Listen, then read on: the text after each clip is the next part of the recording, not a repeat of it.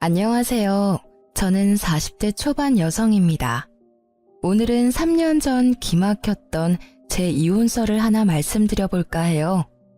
저에게 이혼은 저를 위한 가장 중요한 선택 중에 하나였지만 동시에 아픈 상처를 가져다 준 사건이기도 해요.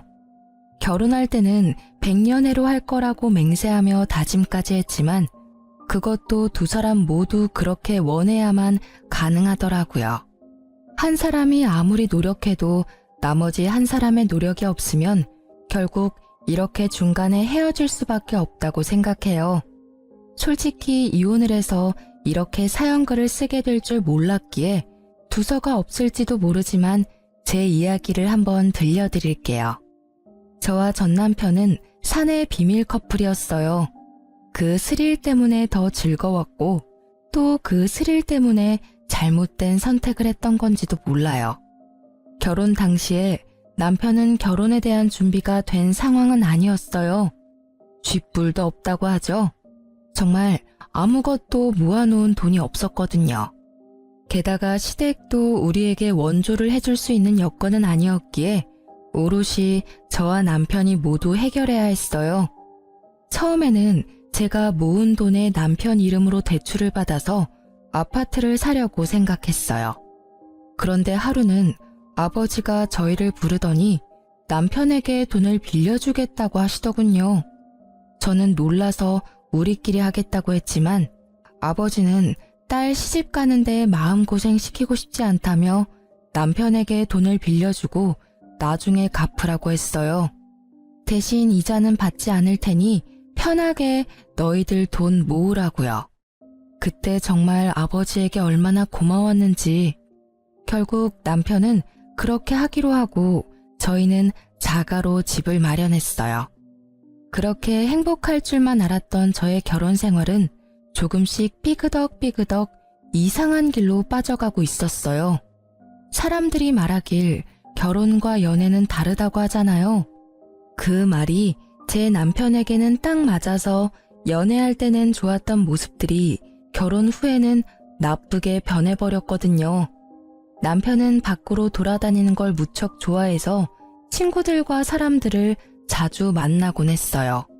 가끔 저도 남편과 함께 밖으로 돌아다니며 사람들도 만나고 구경도 하고 맛집도 찾아다녔어요. 그런데 결혼을 하고 나서도 남편은 바뀌지 않았어요. 아니, 오히려 더 밖으로만 나돌아다닌다고 해야 하나? 집에 들어오는 걸 무척 싫어하는 사람처럼요. 거기에 슬슬 지치는 건 저였어요. 하루가 멀다하게 벌어지는 회식과 술판, 친구들과의 만남 등 남편이 그럴수록 저는 점점 독수 공방의 시간이 길어지고 있었어요. 게다가 결혼 3년, 4년이 넘어가면서 불임에 대한 걱정도 커져가고 있었어요. 결혼 4년 동안 자연 임신이 한 번도 되지 않았던 저는 손주를 원하는 시모의 눈치를 심하게 봐야 했어요. 그 탓인지 애는 더 생기지 않고 결국 심각하게 산부인과 진료를 생각하게 됐죠. 시모의 상황에 난임센터를 방문한 저는 일단 자연 임신을 시도해보자는 의사의 말을 듣고 산부인과에서 정해준 날짜만 손꼽아 기다리고 있었어요. 그날 저녁 따라 남편이 또 늦더라고요. 그런데 이번 한 번만이 아니었어요. 저번 달에도 그렇게 일찍 오라고 단단히 일렀는데 날짜를 넘겨버리는 탓에 이번에는 벼르고 있었거든요. 그런데 이번에도 일찍 오지 않더라고요. 애가 타는 제 속을 모르는지 밤 11시가 넘어서야 남편에게 전화가 왔어요. 당신 어디야? 오늘 일찍 들어오라고 했잖아. 아이고 사모님, 저 택시기사인데요. 나오셔서 손님 좀 모셔가야 할 것 같은데요. 택시에서 내릴 생각을 안 하셔요. 날씨가 추워서 놔두고 가기도 그렇고. 어머, 죄송합니다. 제가 바로 데리러 내려갈게요. 전화를 한 것은 남편이 아니라 택시 기사였어요. 아파트 현관 앞에 서 있는 택시를 보니 어찌나 민망하고 화가 나던지 저는 연신 기사에게 미안하다고 말하며 남편을 데리고 왔어요. 술에 쩔어서 몸을 가누지도 못하는 모습을 보는데 정말 한 대 쥐어받고 싶을 만큼 열이 받더라고요. 게다가 남편을 데리고 집에 들어오는 내내 남편의 옷에서 나는 제 것이 아닌 여자의 향수 냄새와 분 냄새에 겨우 화를 삭히며 집으로 들어왔어요. 밝은 데서 보니 더 선명하게 보여지는 남편의 모습에 저는 눈을 감으며 충격을 감당해야 했어요. 옷깃에 덕지덕지 묻어있는 립스틱에 단정치 못한 옷차림이 딱 봐도 여자를 끼고 놀았던 것 같더라고요. 게다가 남편을 데리고 들어올 때 남편 와이셔츠에서 바스락거리는 소리가 신경이 쓰여서 주머니를 확인했는데 거기에 작은 쪽지가 있었어요. 연락처 하나와 여자 이름이 적혀 있고 옆에는 하트 표시까지 딱 찍혀 있더라고요. 저는 그 연락처를 일단 다른 곳에 베껴 적어두고 남편 코트를 벗겼어요. 그리고 저는 한 번 더 열이 오르는 것을 느껴야 했어요. 양말이 거꾸로 신겨져 있었거든요. 일을 하면서 양말을 다시 신었을 리 없고 설사 100번 양보해서 다시 신었다 하더라도 제정신이라면 거꾸로 신었을 리 없었겠죠. 차라리 양말이 없었다면 제가 덜 화가 났을지도 몰라요. 애를 가지고 싶어 오매불망 남편만 기다려야 하는 제 사정이 이렇게 비참하고 짜증나는 일이 되어버려 저는 그날 분노의 눈물과 우라를 삼키며 잠도 제대로 못 잤어요. 그리고 다음날 아침 남편이 눈을 뜨자마자 저를 부르더군요. 여보, 나 물 좀 가져다 줘. 술이 안 깨네. 어제 숙취해소제도 먹었는데 늙었나 봐. 뭘 잘했다고 눈 뜨자마자 마누라 부르며 물을 찾는지 저는 열이 받아서 냉수를 컵 가득 받아서 비몽사몽한 남편 얼굴에다가 확 부었어요. 아, 차가워. 지금 뭐 하는 짓이야? 당신 미쳤어? 갑자기 물을 뿌리면 어떡해? 뿌릴만 하니까 뿌렸지. 지금 당장 냉수 마셔도 정신 못 차릴 것 같으니까 내가 뿌려준 거야. 정신 똑바로 차리고 이야기하라고. 무슨 이야기를 해? 아, 어제 늦어서 그런 거야? 오랜만에 친구가 연락 와서 한잔 좀 했어. 그런데 그게 이렇게까지 아침에 물벼락 맞아야 할 일은 아니잖아. 그것도 이유 중에 하나지. 내가 먼저 약속을 잡았는데 당신이 내 약속을 지키지 않았으니까. 화가 나는 건 당연한 거야. 근데 그건 좀 덜 중요한 이유야. 제일 중요한 이야기를 말해봐. 어제 술 마신 것까지는 이해할 수 있어. 그래, 네가 술 마시고 저녁 늦게까지 탱자탱자 노는 게 하루 이틀 일은 아니니까. 근데 그 꼴은 뭐야? 와이셔츠에 묻은 립스틱에 양말은 거꾸로 신었더라? 나 몰래 바람 피우니? 아니지. 나한테 나 바람 피웁니다 하고 시위한 거니? 이건 그냥 별거 아닌 거야. 친구랑 놀면서 도우미 좀 불렀어. 걔네들 뭐 치근덕대는 거 다 알잖아. 양말은 술에 취해서 내가 벗었다가 다시 신었던 거 같은데. 근데 그렇다고 내가 바람 피웠다고 하기엔 약하잖아. 다들 부르자고 난리인데 내가 싫다고 할 수는 없잖아. 그래서 내가 바른 사람을 만나라고 했지. 결혼했으면서 미혼 친구들하고 친하게 지내고 그러면서 여자나 만나고 말이지. 그리고 왜 매번 도움이나 부르는 친구들하고 노는 거야? 그렇게 여자가 좋아? 막 애교 떨고 치근덕거리니까 좋아?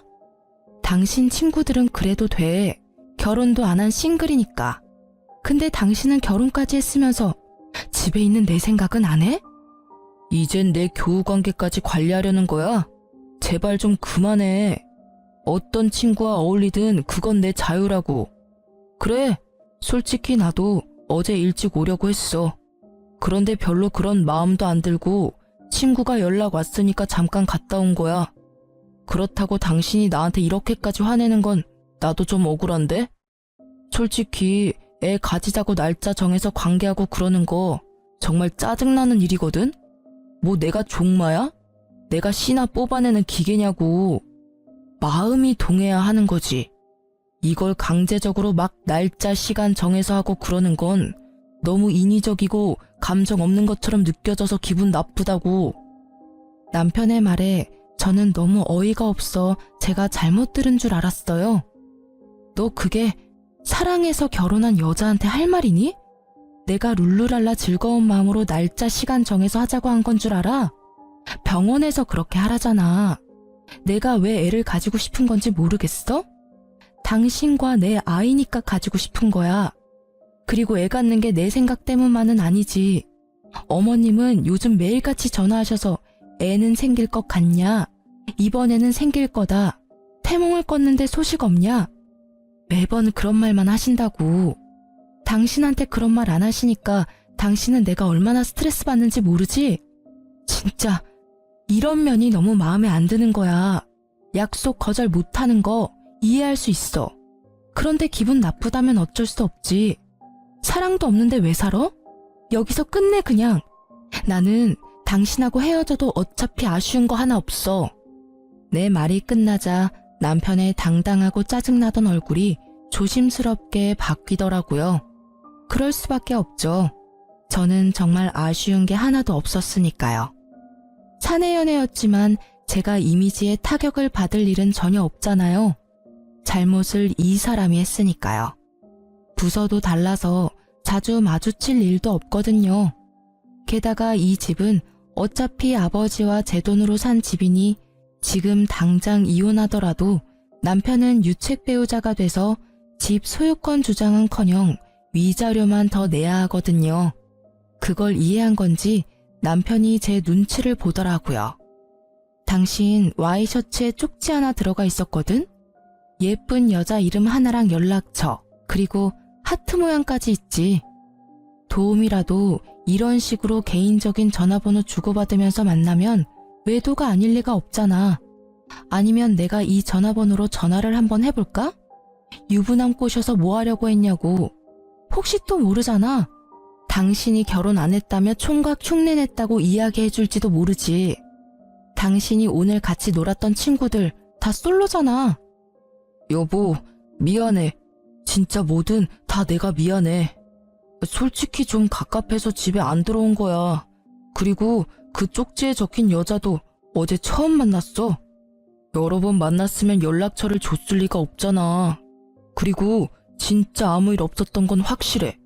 술집에서 나와서 바로 택시 타고 집에 온 거야. 그런 모텔 같은 곳 들릴 시간도 없었다고.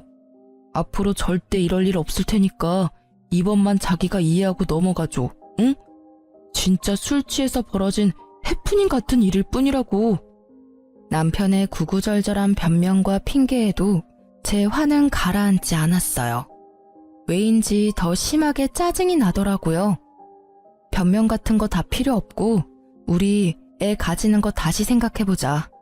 이 상태로 애 가져봐야 상처는 애만 받아.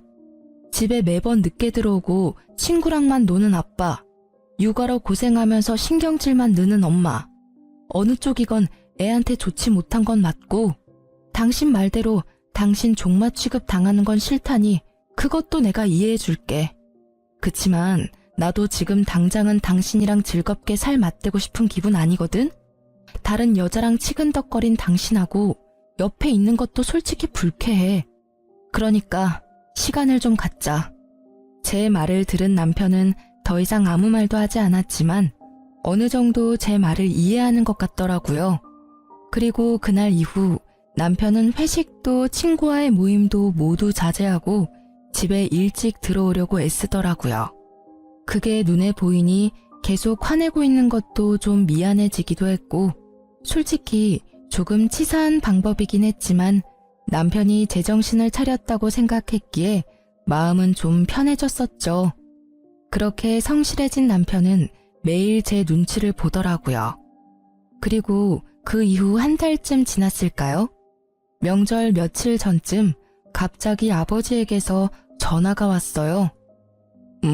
나다. 미국에 있는 네 오빠 어제 한국 들어왔는데 연락됐니? 어? 오빠 한국 들어왔어? 아, 나한테 연락 먼저 하라니깐. 나 결혼하고 나서는 연락도 잘 안 되더라고.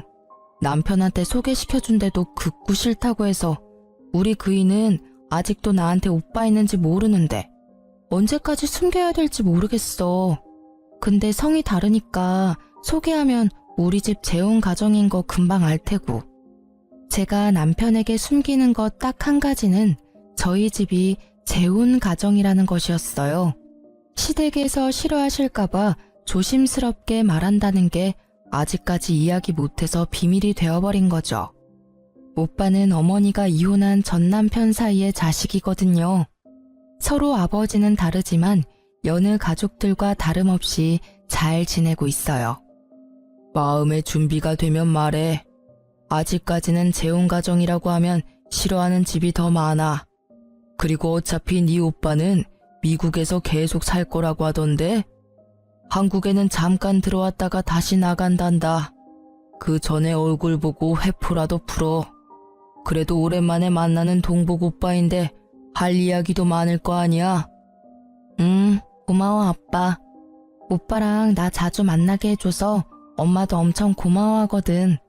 일단 내가 오빠한테 전화해 볼게. 오빠 시간 되면 가족 다 같이 밥이라도 먹어요. 내일 시간 비어나요?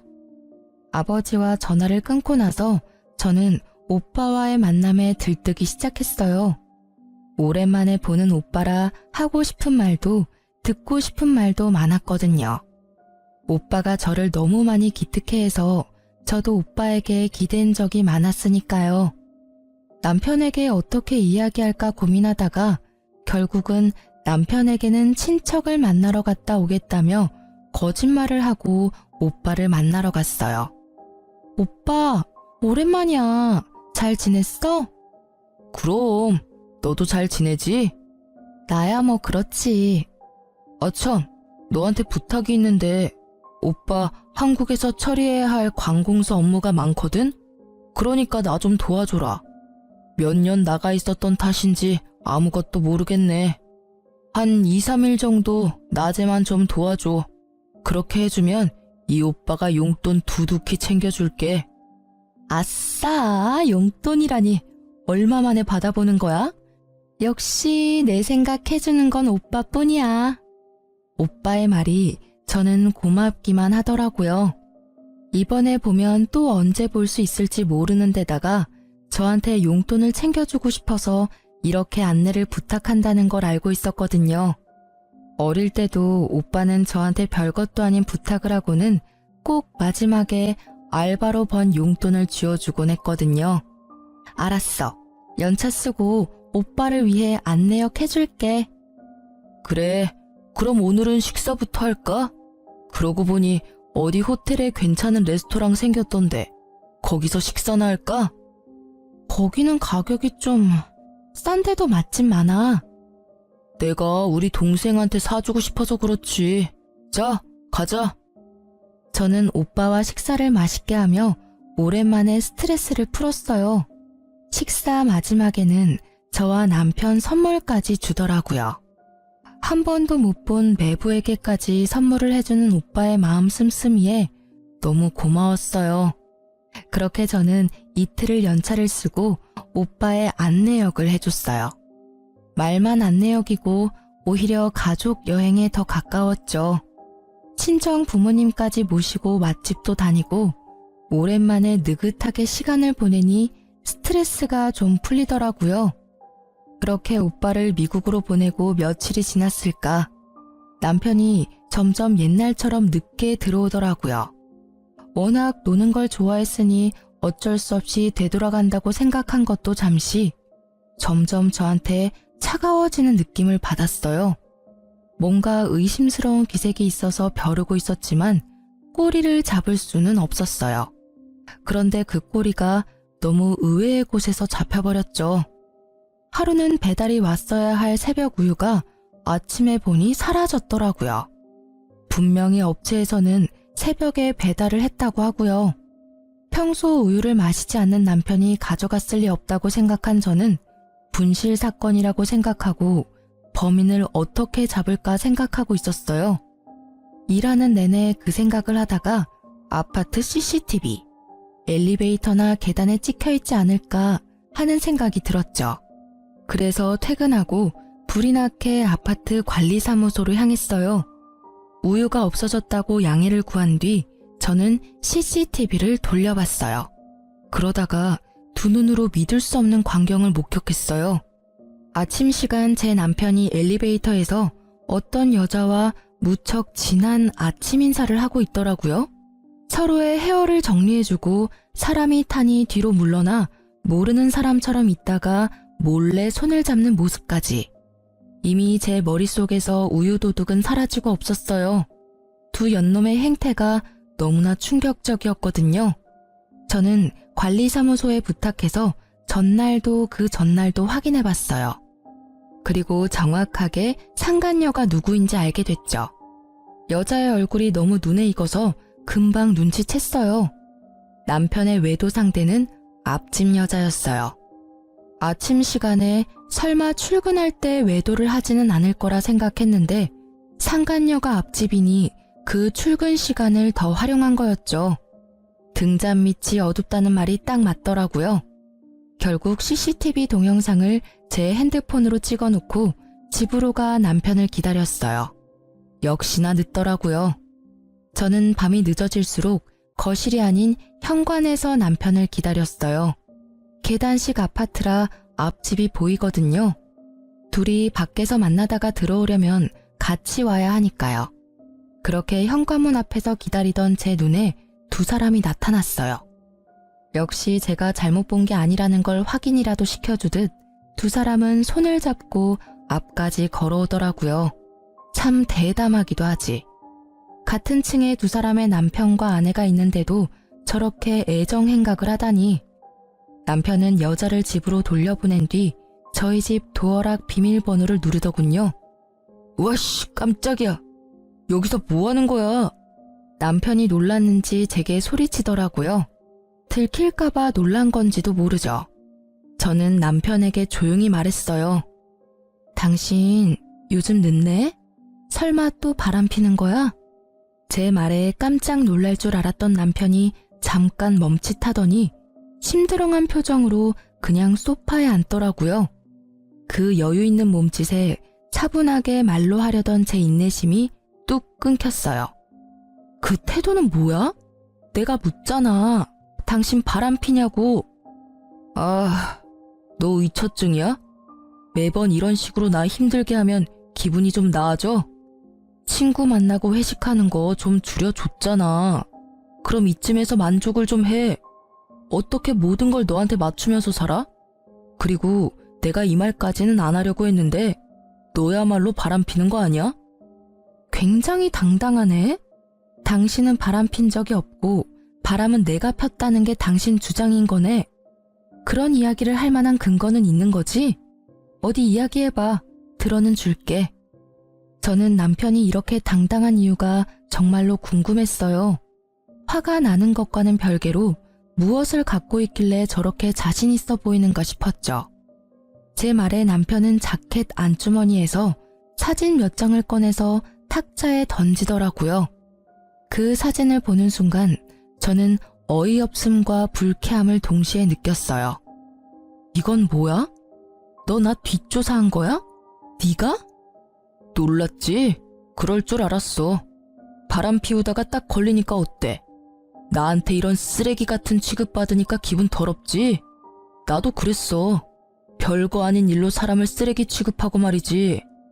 마누라 바람 피는 거 보니 내가 왜 그렇게 했었나 싶기도 하고 자괴감이 드네. 솔직히 말하면 나를 종마 취급하는 데다 의처증까지 가진 당신이 바람까지 피워준 덕분에 당신은 유책 배우자가 확실해졌어. 반면에 나는 그때 한 번 이후로 별 문제 없이 깨끗한 상태잖아. 외도도 하지 않고 얼마나 가정에 충실했는지 알지? 나한테 외도했다고 뭐라 하던 당신이 바람 피는 걸 보니 이제 당신한테 질렸어. 그러니까 우리 이혼하자. 남편이 먼저 던진 이혼 이야기에 저는 터져나오는 실수를 참으며 냉정하게 말했죠. 이게 당신 생각이야?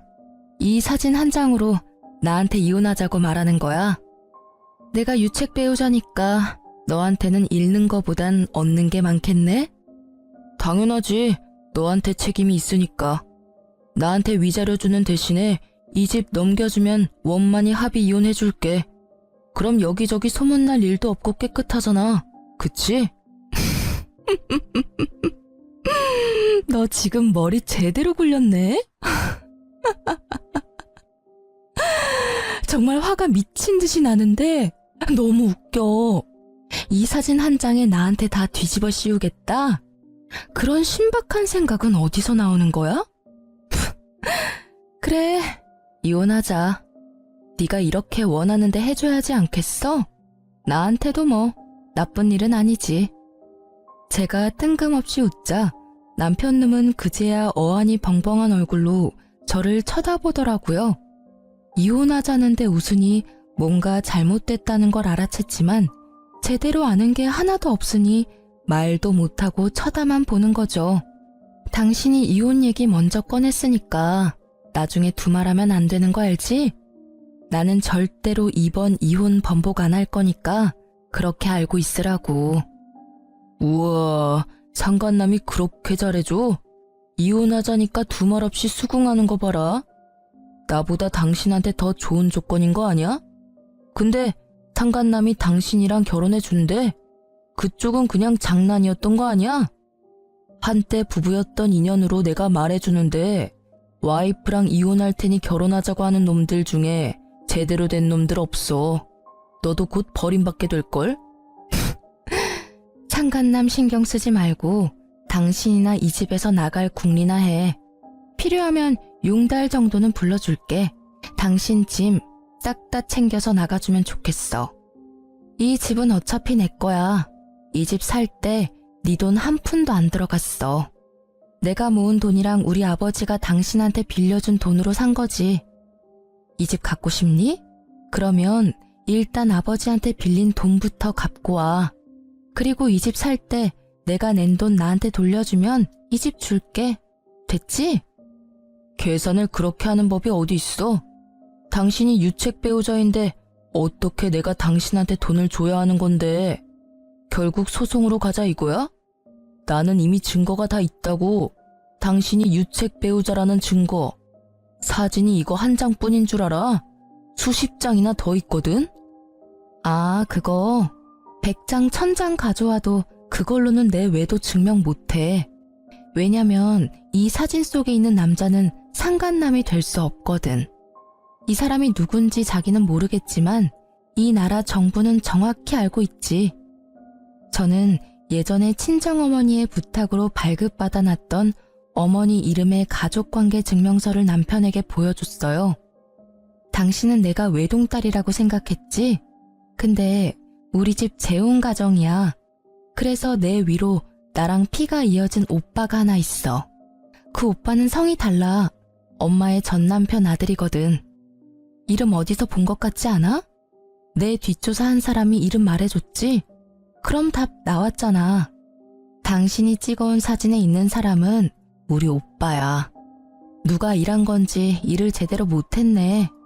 친정 부모님이랑 다 같이 밥도 먹고 놀러가고 그랬는데 나랑 오빠 사진만 딱 찍어온 걸 보면 오히려 당신 엿먹이려고 그런 건가 싶기도 하고. 제 말이 이어질수록 남편의 느긋한 인상이 점점 심각하게 바뀌는 게 참 웃기더라고요. 알아보려면 좀 더 끝까지 팠어야지 이 나쁜 놈아. 나를 유책 배우자로 만들고 이 집 뺏어갈 작정이었어? 근데 이를 어째? 내가 유책 배우자가 아닌데? 당신이 이 집 가져가려고 계획한 거면 빨리 머리 굴려야 할 거야. 내가 가지고 있는 걸 보면 당신은 이 집에서 갖고 갈 수 있는 게 하나도 없을걸? 오히려 위자료로 몇 천쯤 준비해야 할 텐데 괜찮겠어? 남편은 소파에서 내려와 내 앞에 무릎을 꿇었어요. 처음 보는 모습이었어요. 그런데 얼마나 꼴보기가 싫던지. 그런 내 생각은 꿈에도 모른 채 남편은 열심히 저에게 빌더라고요. 여보, 내가 아주 잠깐 미쳤었나 봐. 진짜 미안해. 잠시만 내 말 좀 들어봐. 진정하고.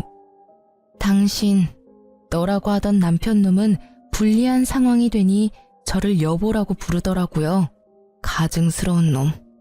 그 모습을 보는데 어찌나 찌질해 보이던지요. 나 지금 지극히 냉정한 상태야. 이보다 더 차분할 수가 없어. 그래, 오늘 이 집에서 나가면 이혼 서류는 시댁으로 보내줄까? 아니지, 앞집으로 보내면 되지 않겠어? 앞집 여자랑 필요 이상으로 친하잖아. 제 물음에 남편 얼굴이 허옇게 질려버리더라고요. 제가 모를 줄 알았나 봐요. 하긴 저도 우유가 아니었으면 영원히 몰랐을 수도 있죠. 역시 앞집 여자 이야기를 꺼냈더니 미안하니 뭐니 변명하려던 남편 입이 꾹 닫혔어요. 그리고는 눈동자만 떼굴떼굴 굴리며 이 상황을 어떻게 빠져나가야 할지 궁리하더라고요. 빠져나갈 구멍을 못 찾게 저는 남편놈 앞에 CCTV를 촬영한 영상을 떡하니 보여줬어요. 그걸 보더니 눈을 딱 감더라고요. 이걸 변명할 수는 없을 테니까요. 안 들킬 거라고 생각했어? 그래, 나도 몰랐을 거야. 설마 아침에 저렇게 대담하게 바람을 필 줄이야? 정말 뒤통수 제대로 맞을 뻔했지. 그런데 오늘 아침에 누가 우유를 딱 가져가는 바람에 도둑 잡으려다 당신 외도 장면 잡은 거야. 누가 가져간 건지 보면 절이라도 해주고 싶네. 동영상 진짜 잘 찍혔지? 손 잡는 거 보니까 아주 죽고 못 살아, 그지? 이걸 보고도 당신이 유책 배우자가 아니라고 할 사람이 있을까? 근데 관리사무실의 CCTV는 보관 기간이 며칠이려나 모르겠네. 그거 확인하면 언제부터 바람핀 건지 확인할 수 있을 텐데. 여보, 진짜 미안해. 내가 진짜 다 잘못했어. 저 여자가 나 꼬시는 바람에 내가 넘어가 버린 거야. 진짜로 만난 지 얼마 되지도 않았고 그렇게 깊은 사이도 전혀 아니야. 나는 그냥 잠깐, 아주 잠깐 바람 쐬는 기분으로 만난 것 뿐이라고. 그러니까 제발 이혼만은 안 돼. 내가 미친놈이었어. 그런 말을 왜 꺼냈는지, 어? 나 여기 나가면 갈 곳도 없어. 제발. 남편은 제 치맛자락을 붙잡고는 울며 불며 매달렸어요. 아까 전에 그 기세등등한 당당함은 어딜 간 건지. 완전히 180도 바뀐 그 모습에 저는 그놈의 손을 뿌리쳤어요. 다 필요 없어. 분명히 이혼 번복 없다고 말했어. 지가 바람 펴놓고는 나한테 뒤집어 씌우고 집을 가져가려고 하다니 어떻게 그런 생각을 할 수가 있어? 이 파렴치한 놈. 네 눈에는 내가 돈이니? 애 안 가지려고 할 때부터 알아봐야 했는데 다 끝났어. 그러니까 당신 짐 다 싸서 지금 당장 나가. 안 나가면 앞집에 당신 짐 다 갖다 줘 버릴 거야. 여보, 제발 앞집에는 알리지 마. 부탁이야. 내가 나갈게. 내가 나가면 되잖아. 그렇게 죽고 못 살아? 얼마나 사랑하면 들키지도 못하게 그래? 근데 앞집에 알리고 말고는 내 마음이거든? 여기서 더 내 기분 더럽게 만들면 지금 당장 초인종 누를 거야. 결국 남편은 이후 찍소리도 못하고 필요한 짐만 챙겨서 나갔어요. 저는 남편의 그 모습이 더 짜증났어요. 앞집에 알리지 말라니. 그 정도로 아끼나 싶었지만 아니었어요. 나중에 알고 보니 그 여자를 아껴서 그런 게 아니라 그 여자가 상간녀 소송으로 위자료 지불할 때 자기한테 내달라고 할까봐 그런 거였더라고요. 어디까지 찌질해질 수 있는지. 그리고 나중에 확인을 해봤더니 그날 우유를 가져간 건 어이없게도 남편이었더라고요. 우유를 마시지 않는 남자가 왜 가져갔나 싶었더니 그걸 상간녀에게 줬더라고요. 그때는 자기가 가져갔다고 저한테 이야기할 생각이었다는데 이 멍청한 놈이 그걸 나중에 깜빡하는 바람에 저는 스스로 판도라의 상자를 열어버린 거죠. 그리고 알고 보니 앞집 여자와는 반년 정도 사귄 상태로 생각보다 오랫동안 만남을 이어왔더라고요. 저는 앞집 여자에게도 화가 났어요. 매번 오며 가며 살갑게 인사하곤 했는데 저를 볼 때마다 제 남편과의 만남을 떠올리며 저를 불쌍하고 눈치 없는 여자로 봤을 걸 생각하니 분이 나서 못 참겠더라고요. 그래서 앞집 여자에게도 상간녀 소송을 걸었어요. 남편과의 이혼 소송도 물론 진행했고요. 그렇게 상간녀 소송 걸고 얼마 뒤 누가 우리 집 벨을 누르더라고요. 화면에는 앞집 여자가 서 있었어요. 제가 문을 열어주니 그 여자가 갑자기 저희 집 현관문에 꿇어 앉더라고요. 왜 이러세요? 일어나세요. 아니요, 제가 정말 다 잘못했어요. 아주 잠깐 만난 거예요. 그러니까 제발 소송만 취하해 주시면 안 될까요? 염치 없는 부탁이란 건 잘 알지만 어떻게 좀 선처를... 제가 왜 그래야 하는지 잘 모르겠네요. 소송 취하해 주시면 제가 위자료는 드릴게요. 꼭 드릴 테니까 남편과 아이만이라도 알 수 없게 해주시면, 잘못하면 아이도 남편도 다 잃게 생겼어요. 그러니까 제발 소송만 취하해 주세요. 위자료는 제가 드릴게요. 아, 그러세요? 모두 잃게 생겼구나. 그런데 저도 당신 덕분에 가정과 남편을 잃었어요. 그러니까 그 부분은 그걸로 퉁치죠. 솔직히 바람 필 때 소문날 거 생각 안 한 건 아니잖아요. 그래도 유부남 잘 만나고 다녔으면서 이제 와서 왜 후회를 해요? 후회하지 말고 열심히 즐긴 대가를 받으면 되죠. 제 말에 무릎 꿇고 있던 상간녀가 꿀먹은 벙어리가 되더라고요. 틀린 말은 단 하나도 없었으니까요. 남의 남자 만날 거면 소문날 거 당연히 각오한 거 아닌가요? 이제 더 이상 할 말 없으면 나가보세요. 저는 더 이상 해드릴 말이 없어요. 제가 피해자인데 가해자가 이렇게 피해자 행세를 하고 계시는 것도 이상하고.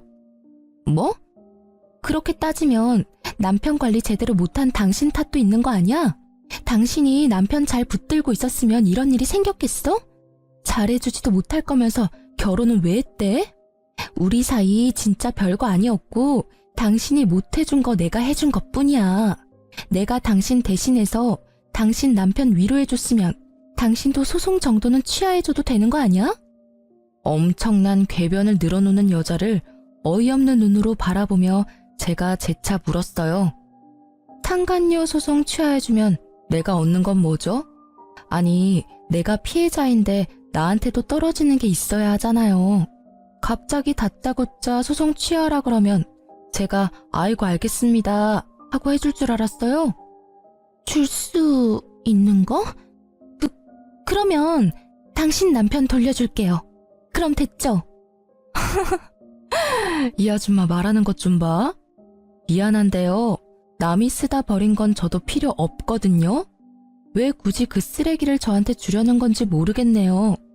저한테 줄 게 그것뿐이라면 저는 취하지 않을 거예요. 아니, 전 진짜로 당신 남편이랑 깊은 사이 아니라고요. 진지한 마음이 요만큼도 없었고 나한테는 남편이 메인이고 그쪽 남편은 사이드 메뉴 정도예요. 그러니까 그 정도밖에 안 되는 사이라는 거예요. 본인이 그 말 들으면 아주 좋아하겠네요. 근데 어쩌죠? 이야기할수록 점점 소송 취하하기 싫어지네요. 남편분이랑 아이들에게 뭐라고 변명할지 잘 생각해 두세요. 그럼 이만 나가주세요. 주거 침입으로 신고하기 전에. 나사가 하나 빠진 것 같은 상간녀와의 만남을 끝으로 이혼 과정이 빠르게 진행됐어요. 제가 예상한 대로 남편 놈은 제게 위자료를 물어주게 되었고 우리 집에 대한 소유권도 주장하지 못하게 됐죠. 그리고 상간녀 소송에서 상간녀가 저에게 위자료를 지급하라는 판결이 난 뒤 앞집에서는 큰 소리가 자주 나더라고요.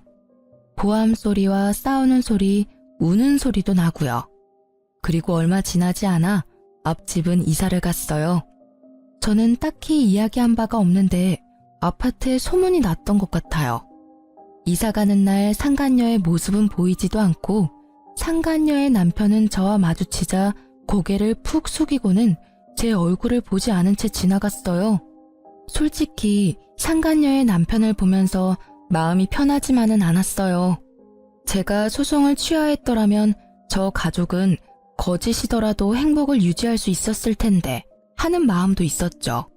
그렇다고 해서 제가 모든 걸 희생해야 하는 게 당연한 것도 아니잖아요.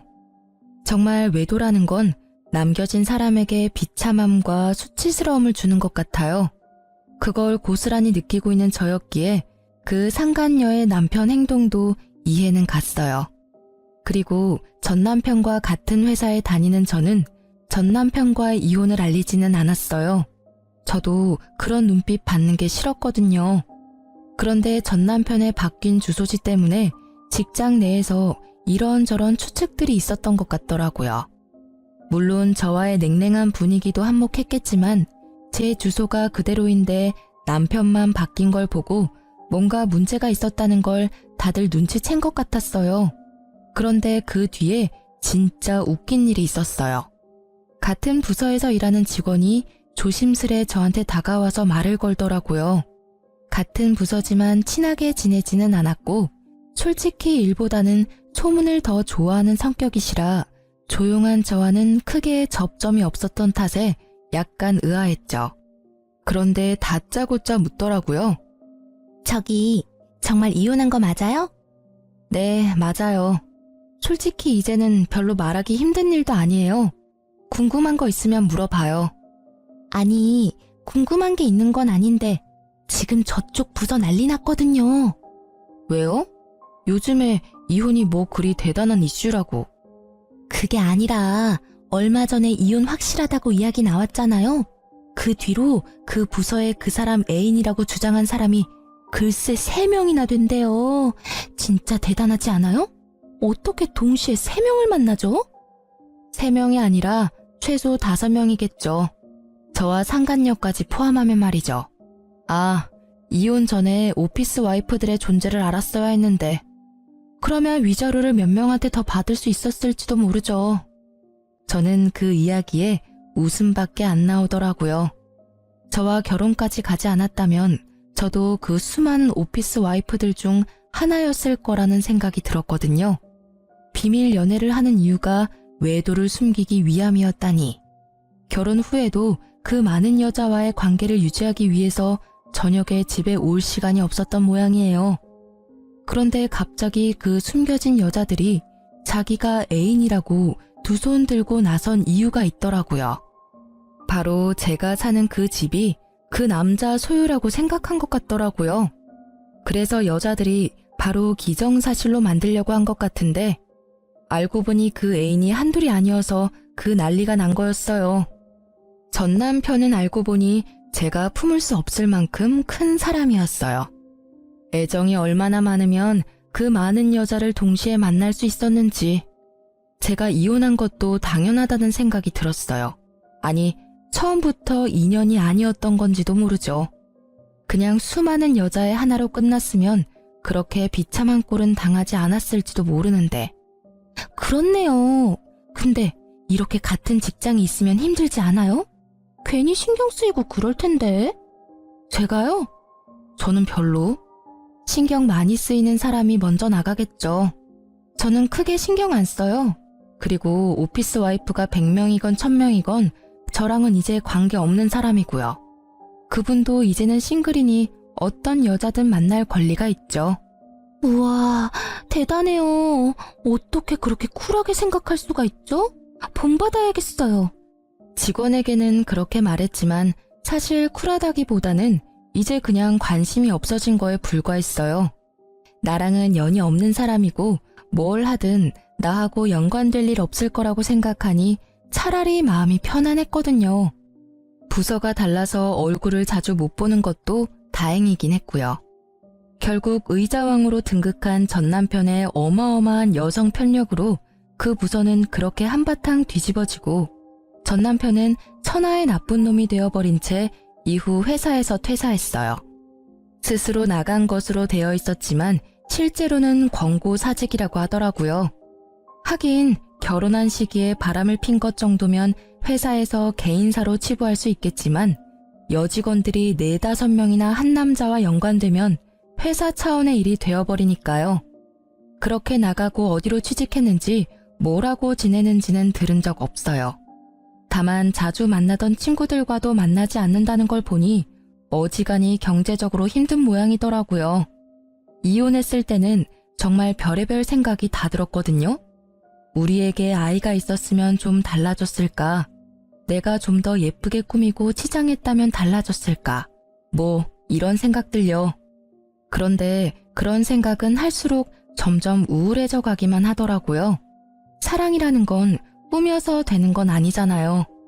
있는 내 모습 그대로를 사랑해줄 사람을 찾아야 하는데 그 남자에게 저는 사랑의 형태가 아니라 돈이었던 것에 불과한 거죠.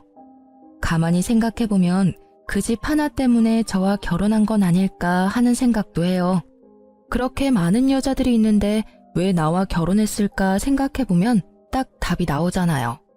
저는 혼자가 된 뒤로는 혼자가 편해서 비용까지 생각했었는데 아버지가 저에게 그런 놈 때문에 인생 포기하기엔 제가 너무 아깝다며 사람을 소개시켜줬어요. 아버지가 잘 아는 사람이라서 믿음이 가기는 했는데 제가 워낙 크게 남자에게 대었던지라 쉽게 마음을 내놓지는 못하겠더라고요. 그렇지만 꾸준하게 저와 연락해주고 저를 최우선으로 생각하고 행동하는 그 사람 모습에 연애 2년을 끝으로 재혼을 하게 됐어요. 결혼하고 나니 더 가정적이고 저를 사랑해줘서 지금은 사랑받는 세댁으로 행복하게 보내고 있답니다. 그리고 여담이지만 만난 지 2년 만에 아이가 생겨서 귀여운 아들 하나 낳고 잘 살고 있는 중이에요. 이렇게 잠든 아이를 바라보면 제가 지금 잘 빠져나왔다는 생각을 하곤 해요. 저처럼 이혼을 해야 하나 말아야 하나 고민하는 분들이 계시다면 다른 것 말고 나 자신부터 생각해 주세요. 그래야 나중에 나를 지킬 수 있거든요. 글로 쓰다 보니 엄청 길어졌네요. 제 글이 누군가에게는 도움이 되었으면 좋겠어요. 다들 읽어주셔서 감사합니다.